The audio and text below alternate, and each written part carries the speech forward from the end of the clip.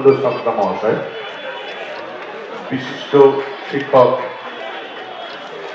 বিশ্বনাথ পাঁজা মহাশয়। শনিবার বর্ণাঢ্য শোভাযাত্রার মধ্যে দিয়ে শুরু হলো তারকেশ্বর উৎসব।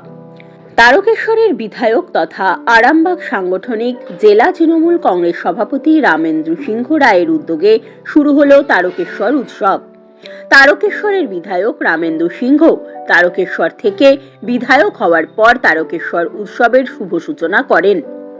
এদিন বর্ণাঢ্য শোভাযাত্রায় উপস্থিত ছিলেন বিধায়ক রামেন্দ্র সিংহ রায়, ছিলেন হুগলি জেলা পরিষদের কর্মাধ্যক্ষ দেবীপ্রসাদ রক্ষিত, প্রিয়া সাঁতরা, কৃষ্ণচন্দ্র সাঁতরা, তারকেশ্বর ব্লক তৃণমূল কংগ্রেস সভাপতি প্রদীপ সিংহ রায়, তারকেশ্বর পুরসভার পুরপ্রধান উত্তম কুণ্ডু, উপপুরপ্রধান প্রবীর চন্দ্র, তারকেশ্বর টাউন তৃণমূল কংগ্রেস সভাপতি উত্তম ভান্ডারী, তারকেশ্বর টাউন যুব তৃণমূল কংগ্রেস সভাপতি চন্দন সরকার, তারকেশ্বর টাউন তৃণমূল কংগ্রেস সম্পাদক চন্দন পাল, তারকেশ্বর টাউন মহিলা সভানেত্রী রীতা মণ্ডল সহ অন্যান্য নেতা ও কর্মী সমর্থক।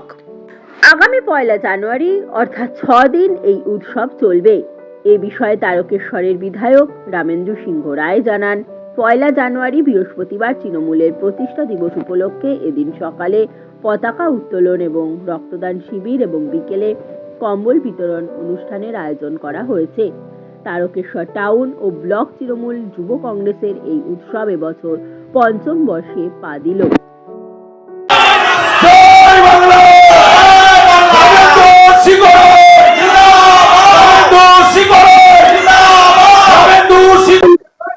দেখুন, আমাদের উৎসব যে খুব বড় আকারে তা না, কিন্তু এর আন্তরিকতাটা কিন্তু খুব বড়।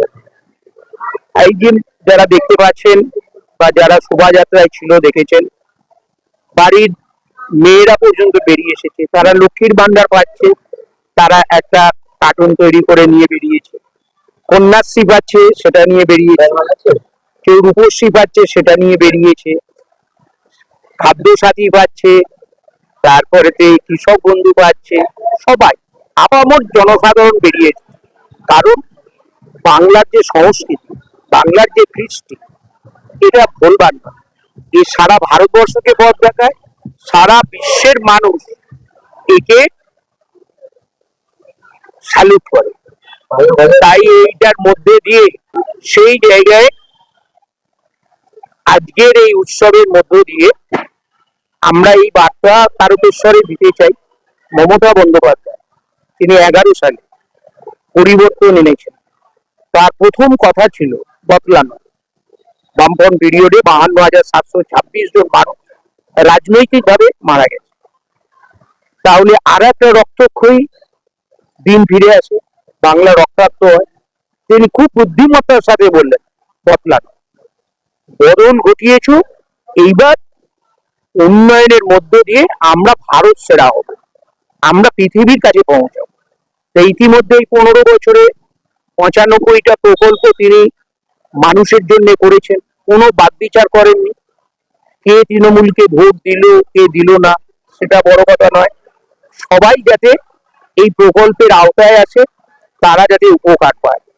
তাই আজকে আপামর জনসাধারণ দিদির পাশে, তাই আজকের শোভাযাত্রায় সেইগুলোই স্থান পেয়েছে। আমরা বিরোধিতা করিনি, আমরা পদ্ধতির বিরোধিতা করেছি। 3 মাসে এসআইআর হয়, আর এর ভেতরে বিজেপির দুরভিসন্ধি আছে। দুরভিসন্ধিটা কি না, বৈধ ভোটারকেও বাদ দাও। আমি বিধায়ক, আমার বাড়ির 7 জনকে নোটিশ দেওয়া হয়েছে, তাদেরকে হিয়ারিং। তাহলে এইভাবে এই পশ্চিম বাংলার কত মানুষকে আজকে নোটিশ দেওয়া হচ্ছে। হুগলি জেলায় 1 লক্ষর উপর।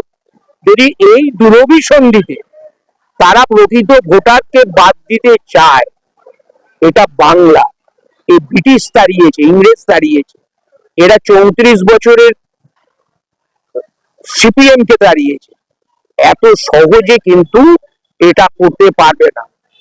আর প্রকৃত ভোটার লিস্টে জায়গা পাক, তাদের নিয়ে ভোট হোক।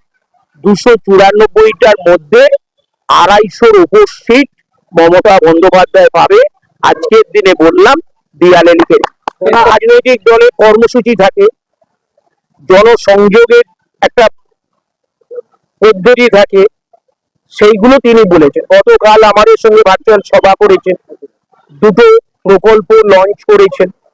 সেটা একটা স্টেট লেভেলে হবে, একটা জেলা লেভেলে হবে। তারপর আর একটা প্রকল্প আসছে, বিধানসভা ভিত্তিক হবে।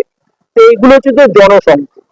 কেন না মমতা বন্দ্যোপাধ্যায় ওই আবার একই কথা বলছে, বদলা নয়, বাংলাকে ভারত শ্রেষ্ঠ করো, এই জায়গাকে মাথায় রেখে যা যা কাজ করেছে তৃণমূল কংগ্রেসের হিম্মত আছে রিপোর্ট কার্ড বানিয়ে প্রতিটি ঘরে পৌঁছাবার জন্যই কর্মসূচি।